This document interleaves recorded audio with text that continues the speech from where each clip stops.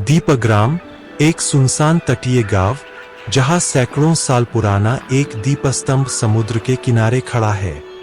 गांव वालों का मानना था कि यह दीपस्तंभ उन्हें समुद्री तूफानों से बचाता है, पर एक नियम था, दीपस्तंभ की रोशनी कभी उत्तर वाली चट्टान, शैतानी पहाड़ पर नहीं पड़नी चाहिए।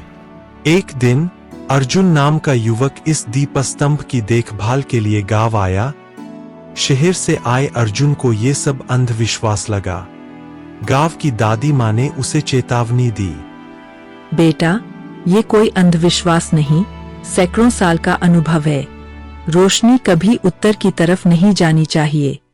एक तूफानी रात अर्जुन ने देखा एक छोटी नाव सीधे शैतानी पहाड़ की तरफ बढ़ रही थी। नाव में लोगों की जान खतरे में थी। अर्जुन ने सोचा, नियम तोड़ूं या इन लोगों को मरने दूं। उसने निर्णय लिया और दीपस्तंभ की रोशनी उत्तर की तरफ घुमा दी। जैसे ही रोशनी चट्टान पर पड़ी, कुछ अविश्वसनीय हुआ। वह कोई चट्टान नहीं, बल्कि एक विशालकाय प्राचीन समुद्री दानव था, जो सैकड़ों साल से सोया हुआ था। अब वह जाग रहा था। दानव के जागते ही पूरा गांव में हड़कंप मच गया। लोग डर से भागने लगे। विशाल लहरों ने गांव को घेर लिया। तभी एक वृद्ध साधु एक छोटी नाव में शांत भाव से आते दिखे। तूफान उनके आसपास शांत हो गया।